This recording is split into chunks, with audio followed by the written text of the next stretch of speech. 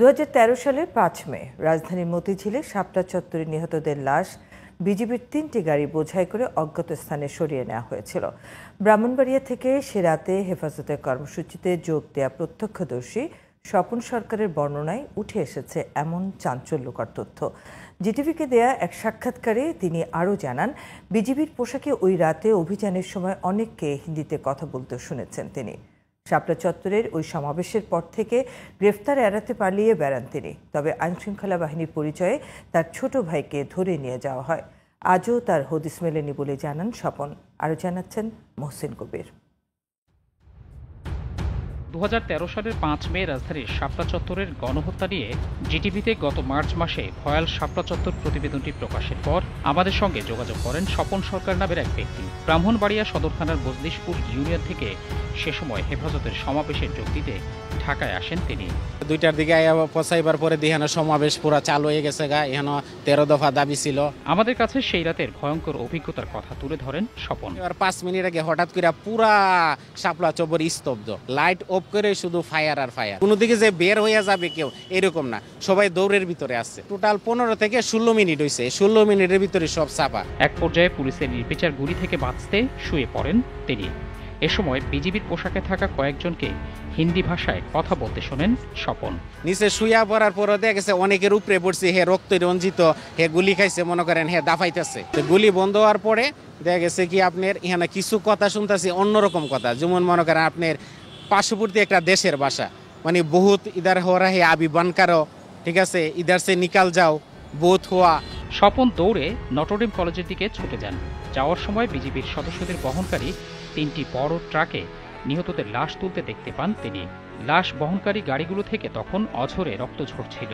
ওই জায়গায় 3টা গাড়ি লাগানোর পর 3টা গাড়ির ভিতরে 3টা গাড়ির অনুমান ছিল 6 চাকার গাড়ি ছিল, পিছনে হইলো 2 চাকা 2 চাকা 4 চাকা, আর এটি হলো বিজিবির গাড়ি, উপরে যে কাপড় দেওয়া থাকে, ডাকনা থাকে, এটা একটা কভার ভ্যানের মতো। যে লাশগুলি যে ভরা হয়েছে বোঝা যাচ্ছে যে আপনার কোনো আটা বা ময়দার বস্তা যেভাবে দুইজনে দইরা উপর মেজে দিলে যেভাবে হয় এভাবে দিতেছে। গাড়িগুলি পশ্চিম দিকে ঢুকছে, এদিকে গিয়া ওদিকে গেছে। মুড়ে যাওয়ার পরে লোক লাগা আবার মুড়ের ওই জায়গায় লোডশেডিং দিয়ে দিচ্ছে। পিছনে দেয় একটা ফায়ার ব্রিগেডের গাড়ি পানি মেরে যাইতেছে, যেহেতু ব্লাড ফোর্তাছে। ফায়ার ব্রিগেডের গাড়ি প্রায় মনে করেন আপনার প্রায় আধা কিলোমিটারের মতো গেছে। পরে ট্রেনে করে ব্রাহ্মণবাড়িয়ায় চলে যান, কিন্তু বাড়ি যাওয়ার কিছুদিনের মধ্যেই থানা থেকে তাকে টেলিফোন করা হয়।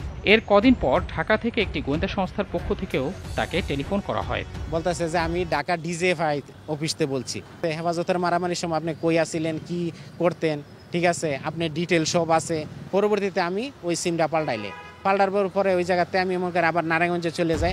স্বপন পালিয়ে যাওয়ার কিছুদিন পর তার মাদ্রাসা পড়ুয়া ছোট ভাই জহিরুল ইসলামকে আইন শৃঙ্খলা বাহিনীর পরিচয়ে তুলে নিয়ে যাওয়া হয়।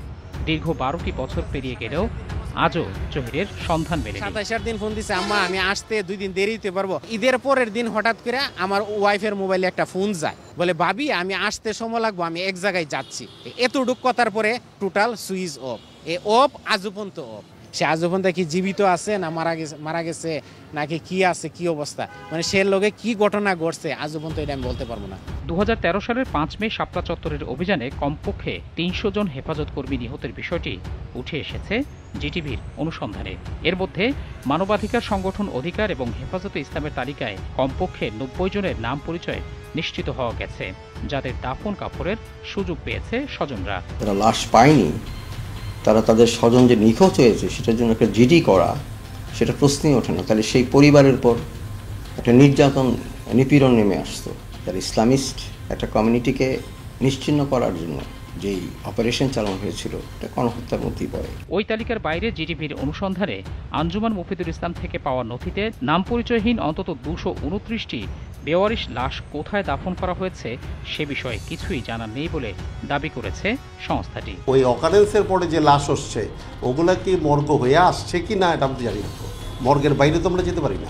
এ নিয়ে অনুসন্ধান করতে গিয়ে রাজধানীর কোনো কবরস্থানেই লাশগুলো দাফনের কোনো তথ্য পাওয়া যায়নি।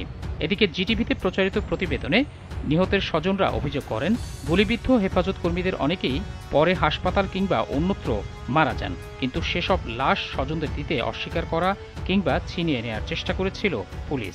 আমাকে দাবি করা হয়েছিল যে 1 লক্ষ টাকা দেওয়া হবে, তুমি শুধু বলবা যে উনি অ্যাক্সিডেন্ট করে মারা গেছে। তিনি যে হেফাজতে জয়েন করে মারা গেছে এটা তোমরা বলো না, মুখটা বন্ধ করে দাও। ওরা বলতেছে যে আমরা লেখা দিব যে হেফাজতের যার যার নাম বলবো এই নামের উপরে লেখা দিব, আমি ওখানে আপনি সিগনেচার করবেন যে ওরা আমার স্বামীকে মারছে, আমরা এইভাবে সাজাবো। তখন আমি মনে খুব রাগ হয়েছিলাম, তখন যে না আমি এটা পারবো না, আপনি যদি আমার স্বামীর লাশ নাও দেন তবুও আমি এটা পারবো না। অন্যদিকে শাপলা চত্বরে যারা আহত হয়েছিল সঙ্গীরা তাদের উদ্ধার করে নিয়ে গেলেও লাশগুলো কাউকেই নিতে দেয়নি আইন শৃঙ্খলা বাহিনী। নিহতদের স্বজনদের অভিযোগ এবং প্রত্যক্ষদর্শী স্বপন সরকারের বক্তব্যের সূত্র ধরে হয়তো শাপলা চত্বর থেকে গুম হওয়া লাশগুলোর ভাগ্যে কী ঘটেছিল তা একদিন উদ্ঘাটিত হবে, এমন প্রত্যাশা হেফাজতে ইসলাম এবং ভুক্তভোগী পরিবার সহ সবার। মহসিন কবির, জিটিভি নিউজ, ঢাকা।